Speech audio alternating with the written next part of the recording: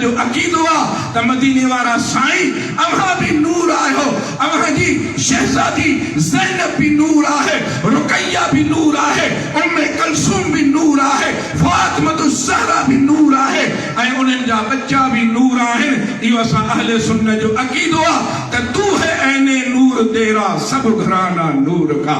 या रसूल अल्लाह भी ऐने नूर, अव्हां जो सॼो घरानो नूर आहे। सैयदना उस्मान गनी खे देवबंदी भी चवंदा आहिनि ज़िन्नूरैन, असीं अहले सुन्नत भी चवंदा आहियूं ज़िन्नूरैन।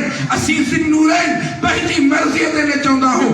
मुंहिंजे आका अली फरमायो, मौला अली करमल्लाहु वजहुल करीम फरमायो, पाण फरमायूं त उस्मान सिर्फ ज़मीन वारनि ते ज़िन्नूरैन मशहूर न आहे, पर फरमायूं त आसमान वारा बि उस्मान खे ज़िन्नूरैन सां सुञाणींदा आहिनि, ज़मीन वारा बि उस्मान खे ज़िन्नूरैन वारा सुञाणींदा आहिनि। फरमाइनि था उस्मान जीअं ज़मीन वारनि में ज़िन्नूरैन मशहूर आहे, तीअं आसमान वारनि में बि उस्मान ज़िन्नूरैन मशहूर आहे।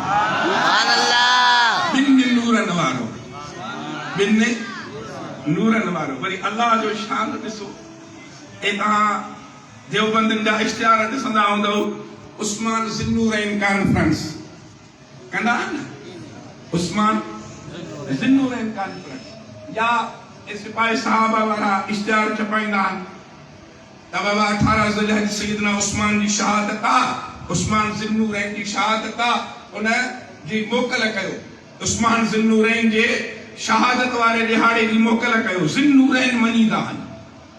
पुछून बा ये ॿ नूर कहिड़ा आहिनि?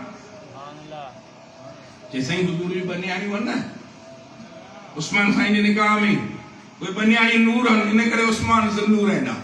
बाबा हाओ